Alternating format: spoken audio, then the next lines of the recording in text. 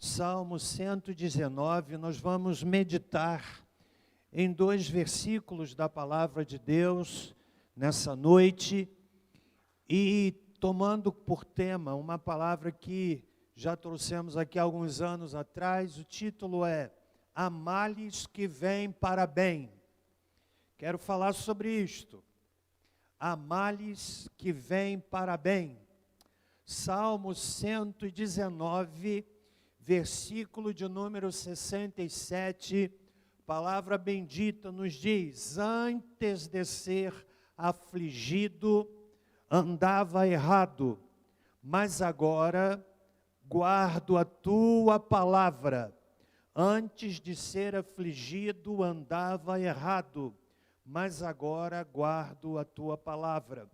Versículo de número 71, palavra de Deus, no Salmo 119, versículo 71, que diz: foi-me bom ter sido afligido para que aprendesse os teus estatutos.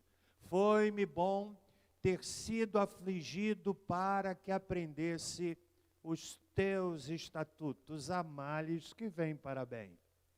Senhor nosso Deus, abrimos a tua palavra com muito temor, e pedimos ao Senhor que a palavra fale aos nossos corações nesta noite, os que estão aqui neste auditório, assim como aqueles que nos acompanham através da internet. Fala conosco, pois queremos ouvir a tua voz. Em nome de Jesus. Amém. Este é um ditado dos antigos, aceito por uns, rejeitado por outros. Mais uma grande verdade.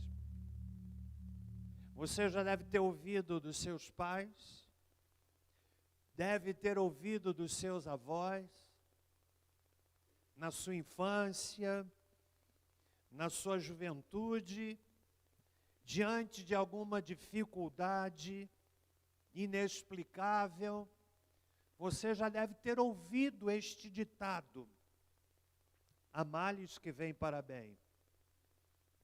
E é pura verdade. Nem toda aflição, nem todo mal vem para bem. Assim como nem todo bem vem para o bem. Há males que fazem bem. E há coisas boas que fazem mal.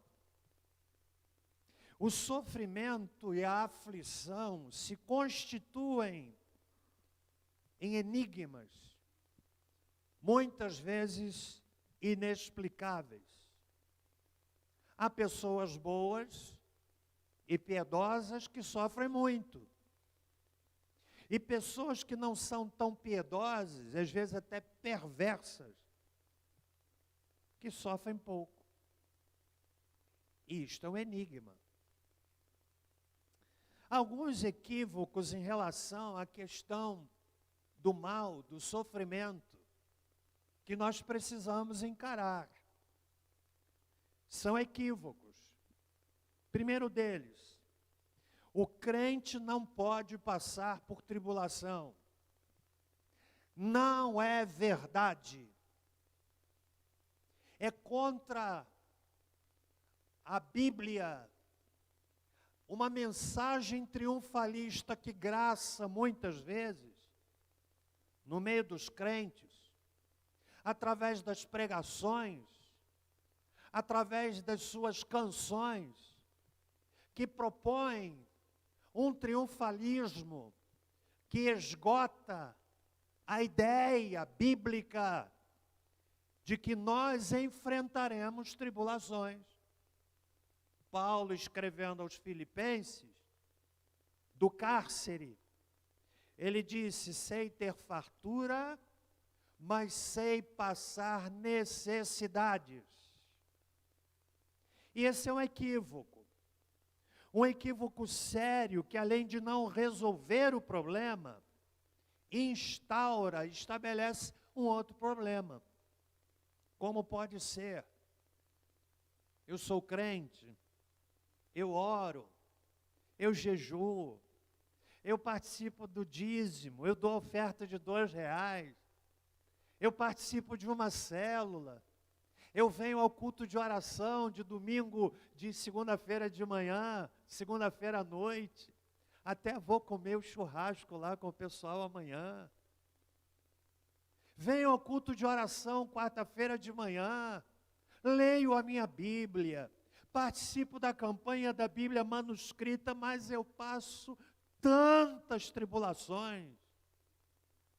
Então faz parte sim da vida cristã enfrentar lutas. E há males que vêm para bem. Um segundo equívoco é pensar que o sofrimento é resultado de algum pecado. É verdade que o pecado traz consequências. Inevitável. Quem entra numa vida deliberada de pecado, vai receber a conta um dia. Ela vem. Ela vem. Deixar de lado, desconsiderar consequências, não anula a consequência, ela vem. Portanto, sofrimento não é necessariamente resultado do pecado, ainda que o pecado gere sofrimento na vida da pessoa e naqueles que a cercam. A Bíblia apresenta o sofrimento tanto como resultado de pecado, como também uma aprovação do Senhor. Paulo, por exemplo, escreve a Timóteo, dizendo assim: todos aqueles que querem viver piamente segundo Cristo Jesus padecerão perseguições. Então, o sofrimento não é necessariamente resultado de pecado, mas há males que vêm para bem.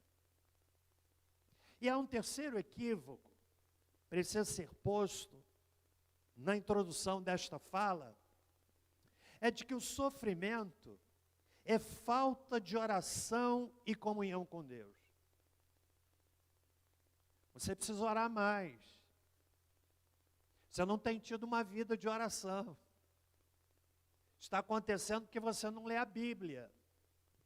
É verdade que não orar e não ler a Bíblia e não buscar devoção, intimidade com Deus, potencializa sofrimento. Mas nem sempre o sofrimento é resultado de falta de leitura da Bíblia. Isso é um equívoco. Por exemplo, Jó, um homem cuja vida devocional incomparável. Duvido que haja neste auditório alguém que possa minimamente se comparar com Jó. Homem temente a Deus, que se desviava do mal, está lá no primeiro capítulo do livro de Jó, inaugura a biografia de Jó, e no entanto, aquele homem temente a Deus, aquele homem que buscava intimidade com Deus, aquele homem incomparável na sua devoção com Deus, foi alcançado por uma tribulação sem medida. Consegue imaginar, de uma só vez, perder todos os filhos? Consegue imaginar um homem acometido de chagas e ele as limpava com cacos? Consegue imaginar?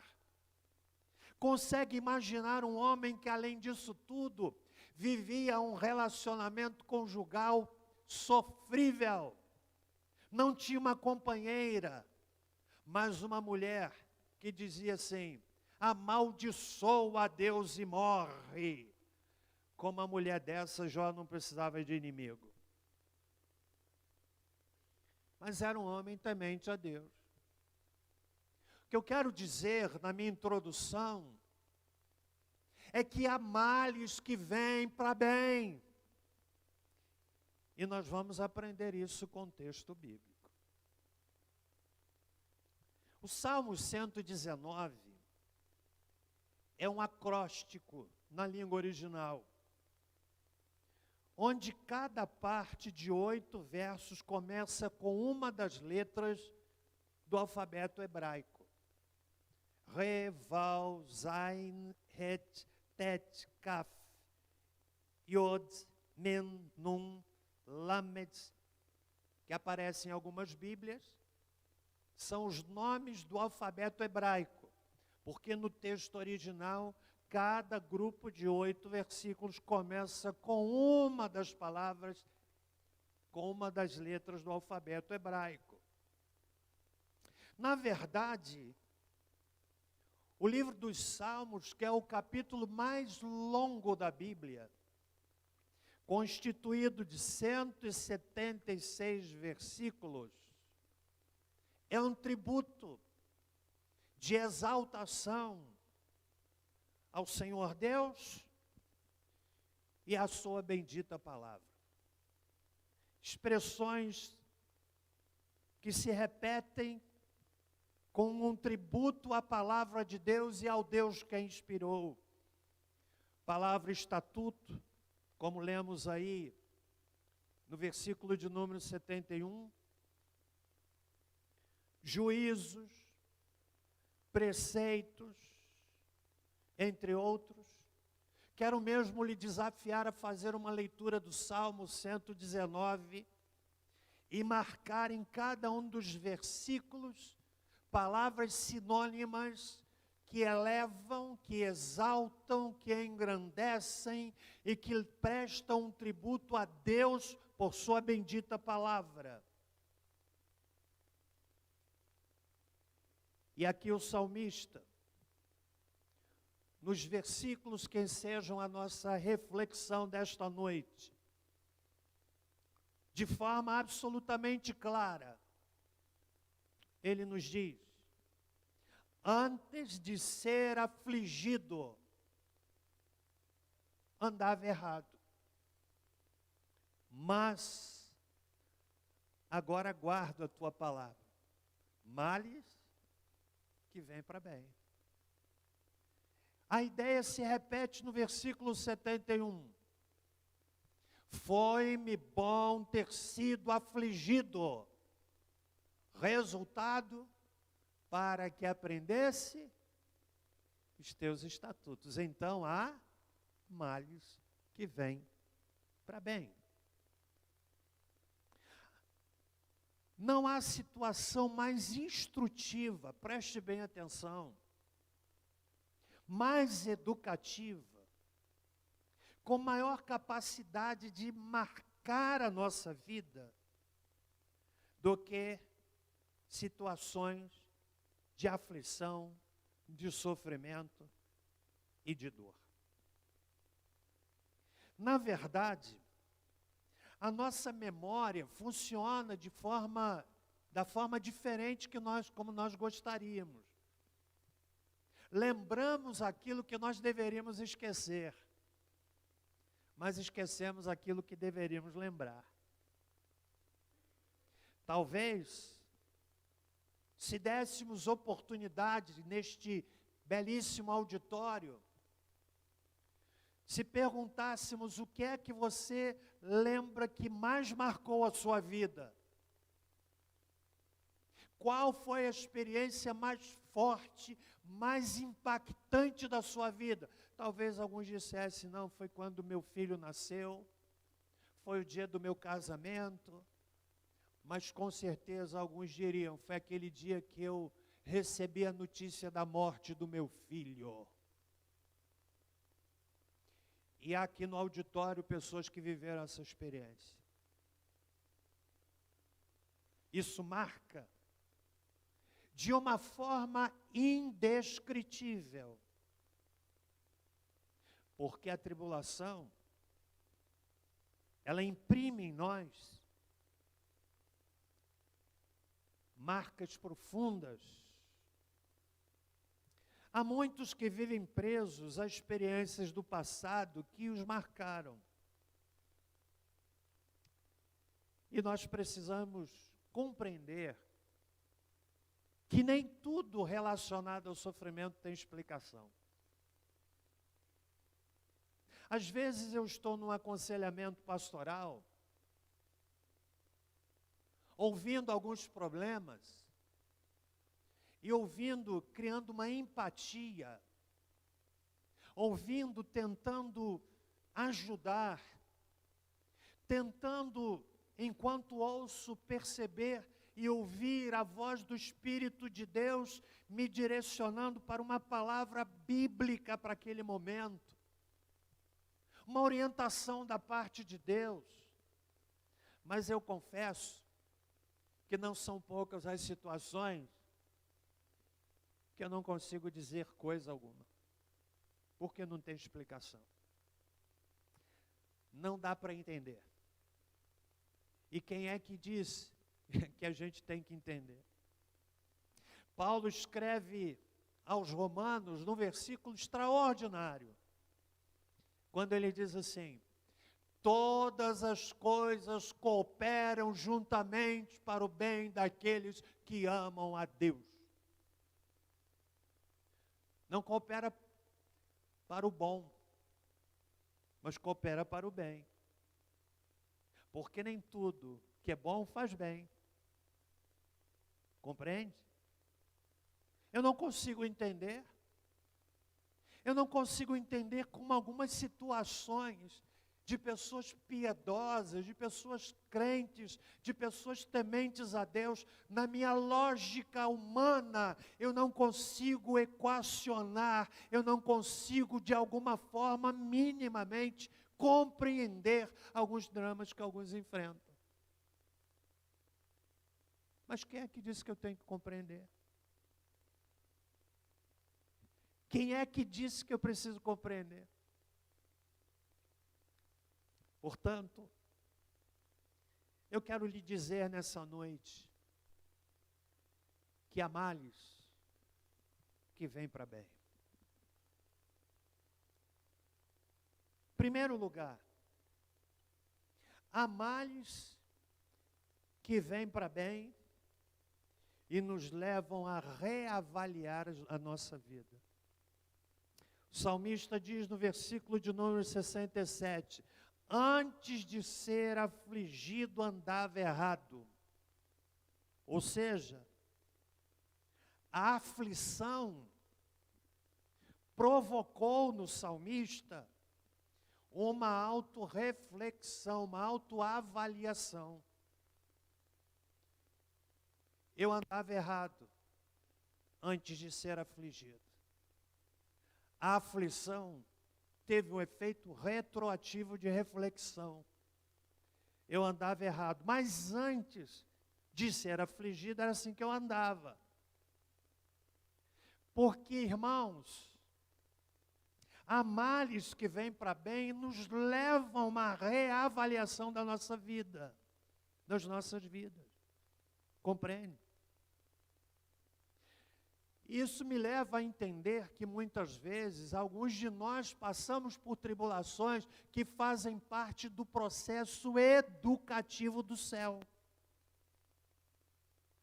E mais ainda, alguns de nós até precisamos desse laboratório, dessa academia, dessa cátedra, da aflição, para o indivíduo concluir, como disse o salmista, antes de ser afligido, eu andava errado.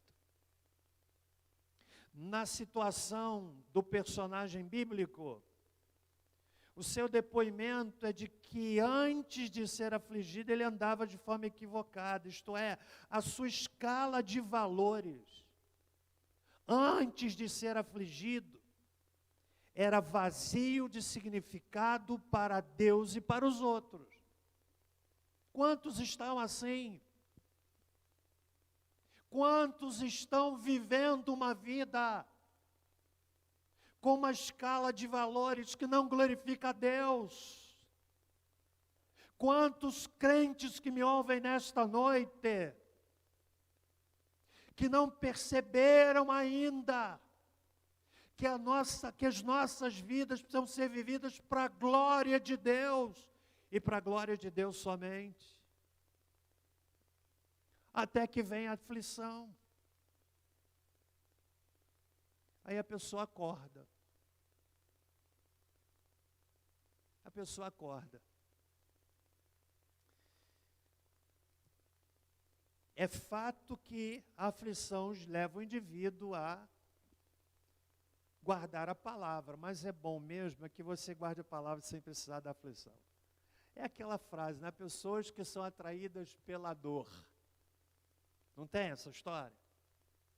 E é verdade. É possível que a vida do autor fosse vivida para si mesmo, como o Mar Morto, que só recebe as águas do Rio Jordão e não abastece ninguém.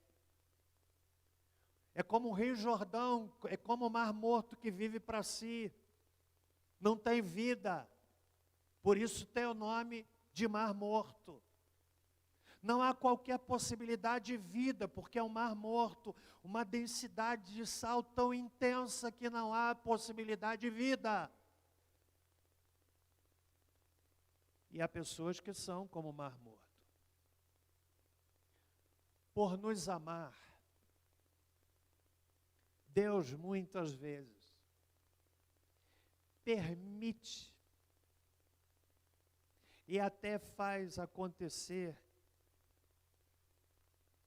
algumas situações que nos põem no nosso verdadeiro lugar.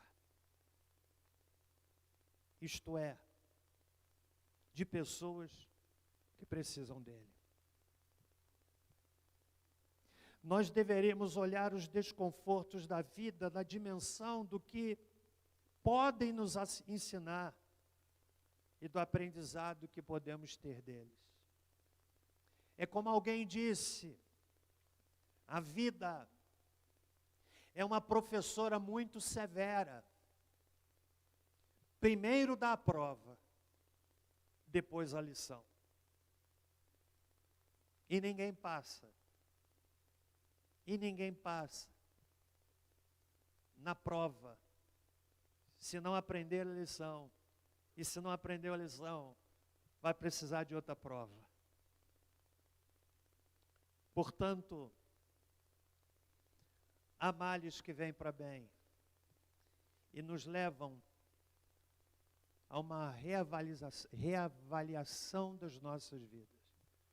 Compreende? Quantos estão comigo? Segundo lugar, há males que vêm para bem e nos levam a redimensionar a nossa vida. Não só a reavaliar, mas dar um sentido novo.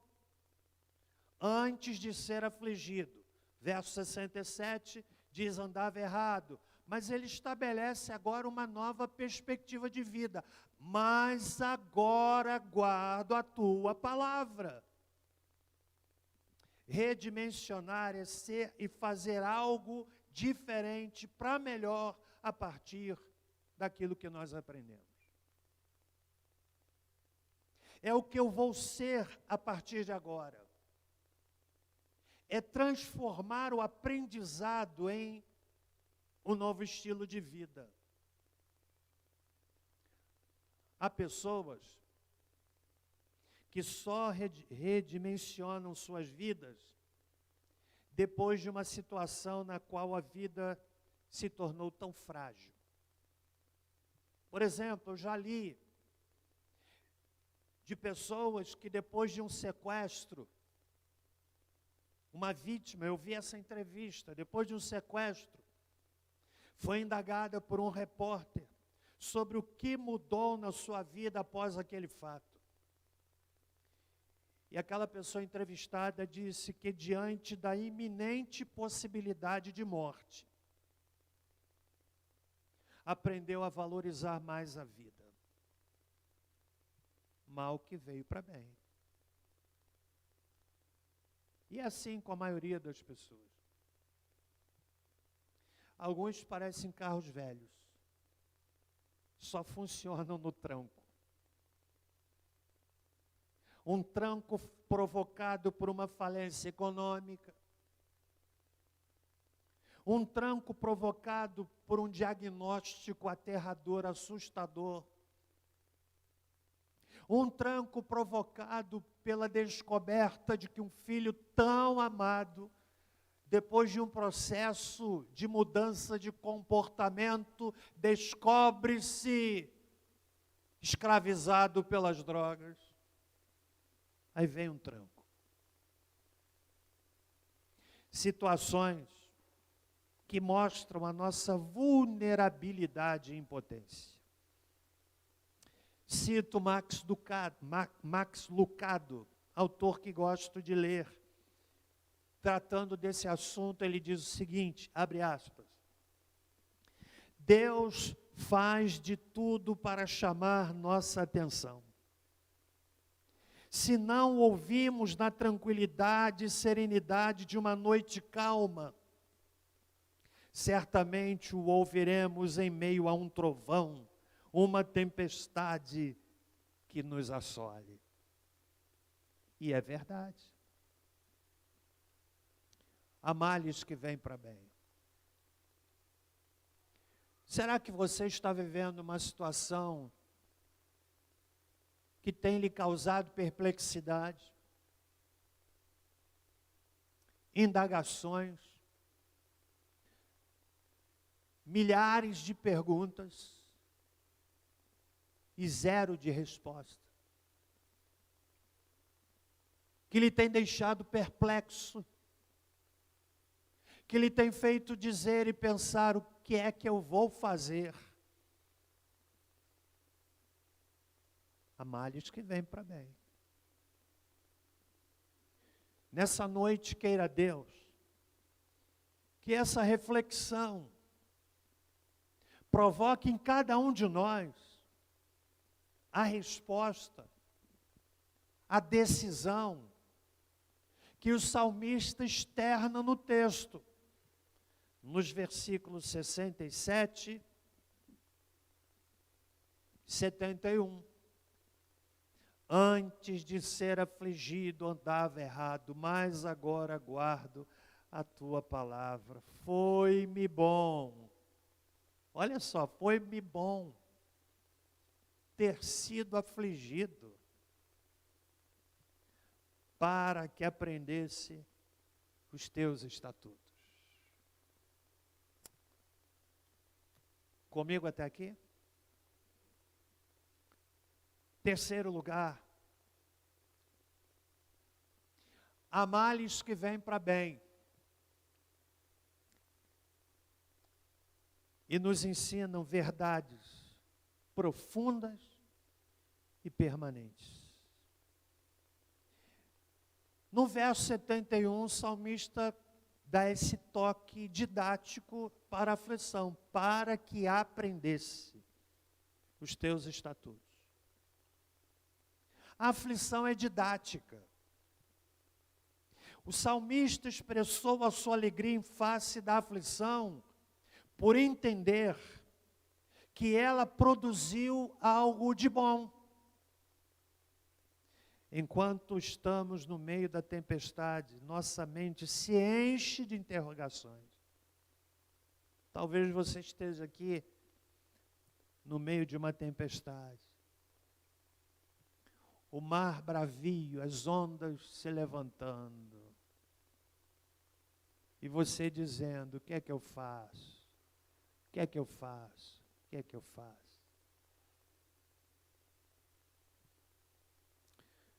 E como Deus nos ama, preste bem atenção. Deus nos ama. E mais do que nos fazer felizes, Ele deseja nos fazer servos. Para Ele. E somente para Ele. De modo que possamos dizer que há males que vêm para bem. Não é fácil olhar os problemas da vida na ótica daquilo que eles podem produzir. Mas há males que vêm para bem. Depois de uma aflição, todos nós nos tornamos mais sensíveis. Todos nós nos tornamos mais gente, mais solidários, mais sensíveis às necessidades dos outros. A aflição quebra a arrogância, desmonta a soberba. Citando ainda Max Lucado, num livro intitulado Ouvindo Deus na Tormenta, ele diz assim: mesmo que você nada ouça, Ele está falando. Mesmo que você nada veja, Ele está agindo. Com Deus não há acidentes. Compreende? Preste bem atenção no vídeo que você vai ver nessa hora.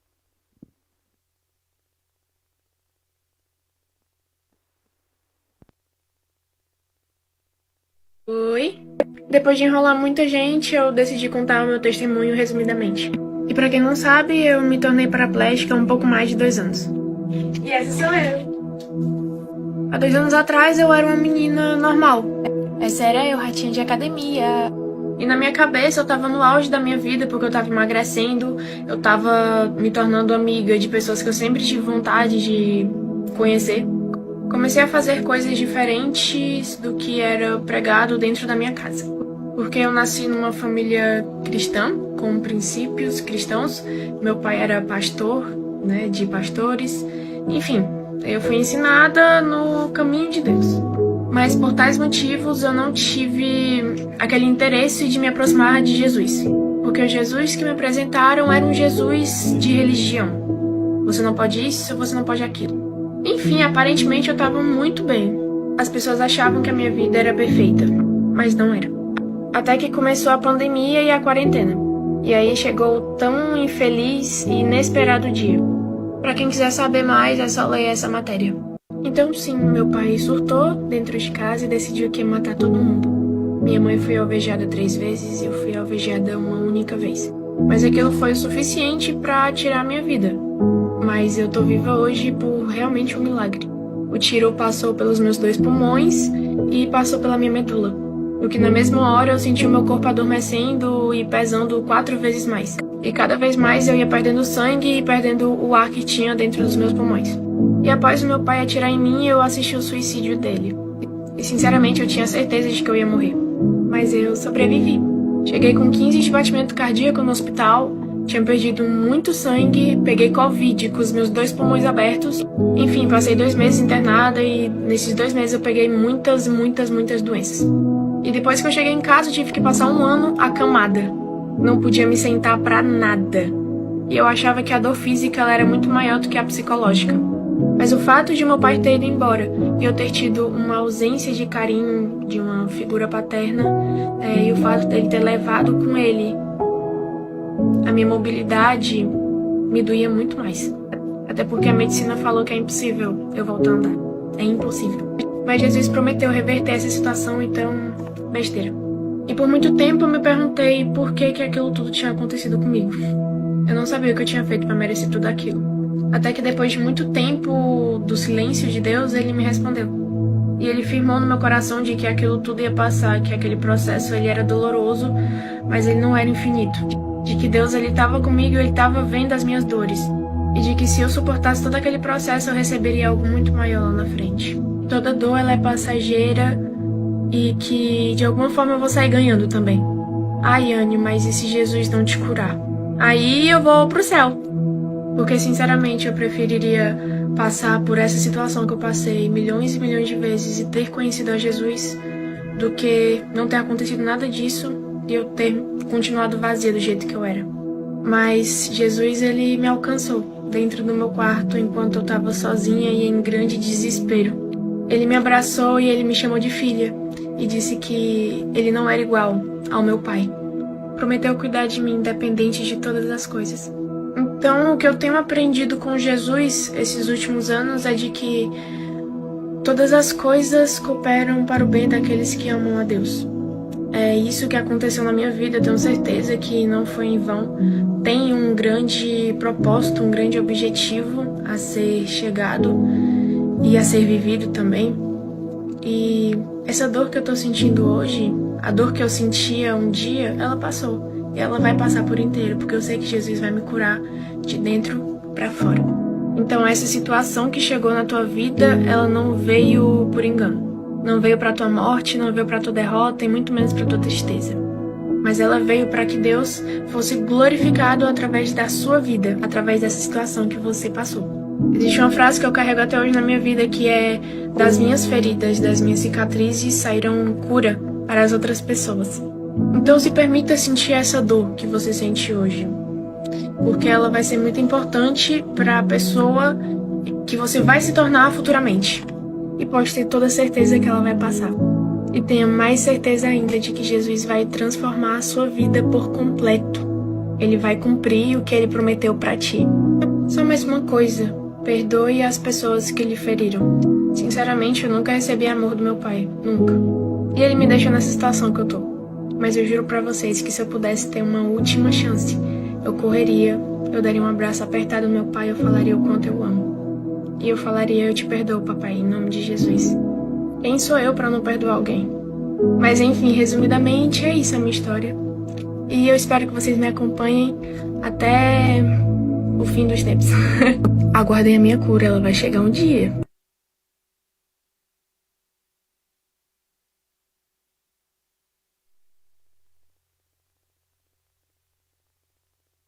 Ficar em pé, irmãos. Há males que vêm para bem. Eu quero orar por você nessa noite, em cujo coração